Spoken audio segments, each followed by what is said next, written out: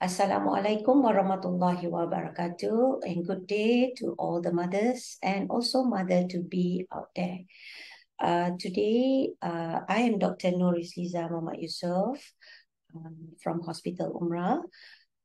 Today, I'm going to talk about a rather interesting talk about building a strong relationship through breastfeeding. Firstly, we will define the meaning of breastfeeding. Okay, breastfeeding is a feeding of an infant or young child with breast milk directly from the female human breast. It's also known as lactation. Okay, so therefore we cannot use a bottle feed. Then the pacifier, all these are not known as breastfeeding. Next, without further, I would like to discuss with you today. Before we start with physiology of lactation. Okay, what is physiology of lactation? Okay, what happens is when the baby suck on the areola or the nipple, the suckling effect will trigger the sensory nerve impulses in the areola. Okay, then the brain will receive the sensory impulses from the areola and release the hormone, namely oxytocin, from the hypothalamus and posterior pituitary. At the same time, the suckling effect also will stimulate the lactocyte in the mammary alveoli to produce the milk. Then the oxytocin will trigger these cells to squeeze the milk from the alveoli and drain into the lactiferous duct. Then the milk will be pulled in the lactiferous sinus, which is situated in the nipple, and when the baby sucks, the milk will come out. Okay, and when there is increased milk production, it will trigger the increased suckling by the infant himself. This is another slide which also explains the physiology of lactation in a more easier, which is that baby sucks at the breast, and then the suckling stimulates the hypothalamus. Hypothalamus stimulates the pituitary gland in the brain. The pituitary gland releases oxytocin, stimulate the mammary gland to produce milk, and the cycle goes on. Secara kesimpulannya, what happens is bila the baby suckles at the breast, they will send the sensory impulse to the brain. Okay, lepas tu the brain akan stimulate the hypothalamus, stimulate the pituitary gland to produce oxytocin. Oxytocin ni pula akan stimulate the cell in the breast, the mammary gland to produce milk in the mammary gland, and then to release the milk so that bila baby suck, the milk will come out. And dia dia macam loop lah. Baby suck, produce the oxytocin works on the mammary gland, and then mammary gland keluarkan susu, then baby dapat susu, then baby suck again. So the process going on, and gini kita panggil positive feedback loop. The more baby suckles on the breast, the more milk will be produced. That's how it is. That's how the cycle goes lah. Okay.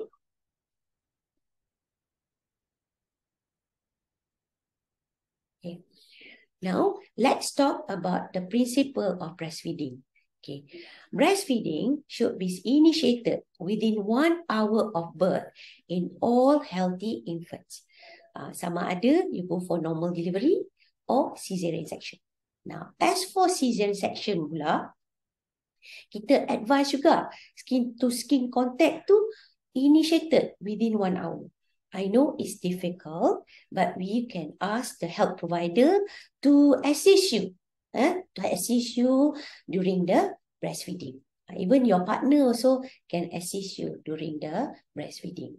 Okay, and we will advise the frequency is by demand, whether day or night. Bila anak tu nak aja susu, kita bagi. Dia nak aja, kita bagi. So exclusively, we advise breastfeeding kena practice the first 6 months of life. Ini eksklusif. That means you tak boleh campur-campur dengan susu formula. Just exclusively untuk dalam jangka masa 6 bulan. Dan barulah kita akan dapat the benefit of the breastfeeding. Now, let us talk about how much and how often kita nak breastfeed dalam baby-baby ni. Okay, selalunya the first day of life, okay, newborn ni dia ada small aja perut dia, small. So he or she may not need so much of milk in each feeding. So baby actually dia akan request, dia akan demand feeding 1 to 3 hours. Then bila dia minta lagi more banyak lagi feeding, baby akan dapat lagi more milk supply, and then dia boleh juga practice macam mana nak suck dengan lebih baik and macam mana nak swallow dengan lebih baik. Okay, the first few weeks to few months of life, when you breastfeed exclusively, the baby may request about 2 to 4 hours for feeding. And then bila the age goes about 6 to 12 months, this is when you introduce solid food to the baby. Now, maybe some babies, bila you dah introduce solid food, dia dah macam tak minat lagi nak breast milk tu. So, what kita advise is, you breastfeed first. Then, baru you introduce the solid food. Kita bagi dia susu dulu. Baru kita advise the solid, kita bagi solid food. Yeah, alright. And then, as the baby grow, bila umur dia 12 hingga 24 months, alright, the baby may just ask for breast milk to occasional lah, maybe 1 or 2 in a day. Okay. So, okay. Apa tu benefit breastfeeding? Okay, breastfeeding, dia boleh reduce stress. How? Alright, so inflammation is part of our body stress response. When the inflammation is high, it can cause people to go into depression. Okay, breast milk, they contain one substance, namely cytokine. Cytokine ni, it will lower the the inflammation level, and when the inflammation level low, lower the risk for the mother to develop diabetes as well as heart disease. Okay, right. Bila all these mothers breastfeed exclusively, it helps the mother to fall asleep easier. Then they can stay asleep longer. And most of the time, the mothers who breastfed, they sleep deeply. So they can get good sleep by breastfeeding. Amazing, eh? Amazing. All right. When breastfeeding, body makes the hormone prolactin and oxytocin. Okay, apa oxytocin ni buat? It will produce the feeling of peacefulness. And then mother will have this nurturing effect, and she can also stay focused on the child. It promotes love and attachment between you and your child. Okay. Expert says that babies yang breastfed, they cry less compared to babies who doesn't breastfed ataupun breastfed very little, or those mothers who give bottle feeding along as breastfeeding, and they also have fewer incidents of childhood illness. What are the other benefits of breastfeeding? Okay, breastfeeding promote skin-to-skin contact, macam holding the baby, stroking the baby, and also using all the affectionate languages to the baby. Kita main-main dengan baby, kita cakap-cakap dengan baby. You know, we show how much the mother punya feeling towards the baby while breastfeeding. You know, because you are very close to the baby at that time. When the child too small, newborn tu, dia can only see few centimeter je. They can only see the mother's face. So that is how the the feeling between the mother. Beside that, breastfeeding also dia promote, it will not promote, it can protect mother from having a postnatal depression, because while you doing all the talking to your baby, holding and stroking the baby, you create that happiness, happiness between you and the baby. So it will somehow reduce the postnatal depression. Okay. Many experts, they believe that bonding during first year of life will help to lessen the social and behavior problem in both mother as well as the child. Okay, next, we will talk about the impact of breastfeeding on an infant.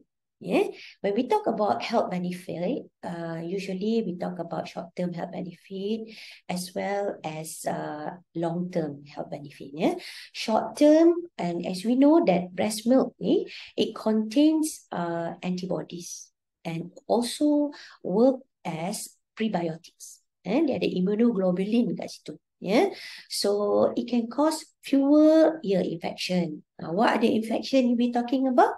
So the ear infection we are talking about is like otitis media. Di mana otitis media ni maksud bila you tengok baby tu telinga dia berair, kadang-kadang demam, ada keluar nanah, itu maksud dia otitis media. Dia akan kalau those baby with breastfed ni, dia kurang sikit ear infection. So beside breastfeeding, kita juga advise to take vaccination lah, and to see the pediatrician. When the time comes, tu kena jumpa pediatrician.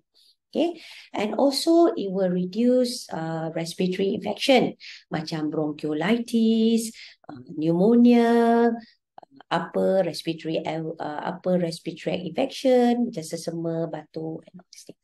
Okay, and also gastrointestinal disorder seperti necrotizing colitis, and then gastroenteritis ataupun radang usus, dan juga celiac disease. Okay. Another thing, we talk about breastfeeding, dia can reduce the risk of sudden infant death syndrome.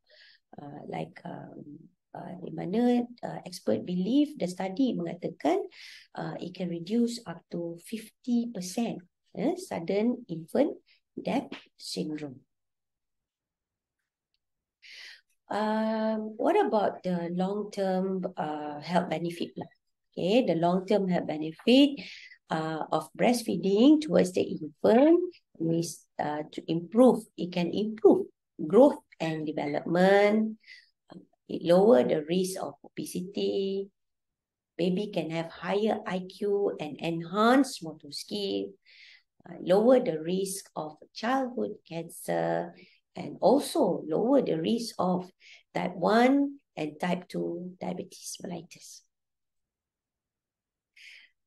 Macam mana pula impact breastfeeding ni towards the mothers? The short-term health benefit quite interesting. Faster recovery from pregnancy and childbirth. Mana kan kita pregnancy, we put on some weight, and then sakit-sakit badan and all this thing, rasa macam kita ni bloated and all things. So masa bila kita breastfeed ni, recovery from the pregnancy and childbirth, during childbirth tu dia akan reduce. Dia reduce. Right. Yang paling penting ni, kebanyakan ibu-ibu di luar sana, faster weight loss. Faster weight loss if you breastfeed. Okay. Dia mengatakan sekiranya kita breastfeed, you can lose about 500 to 700 calories per day. Beside you do the exercises also lah. Kita advise breastfeeding exercises, then you can lose weight faster. Of course, tadi yang kita discuss just now, greater sleep lah. Mother who breastfed their babies, Dia can have a very good sleep, very deep sleep. Yeah. Then about the long-term health benefit pula, it will lower the risk of breast cancer. Okay, study shows that about 4.3% breast cancer risk lower. Breast cancer lower the risk of breast cancer by 4.3%. And also lower the risk of ovarian cancer. Okay. Dan ibu-ibu yang breastfed because they lost a calorie, makan walaupun dia makan lebih sikit ya untuk dapatkan susu yang kualitinya yang baik, dia boleh reduce the risk of type 2 diabetes. And then lower the blood pressure.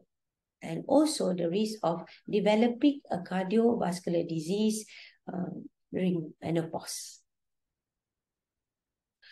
Right. So jadinya itu secara ringkasan ya about the benefit, the health benefit of mother and also the baby if you breastfed your baby. Yeah. And then I believe that when the mother is healthy, baby can be healthy and family also will be happy. That's all for today.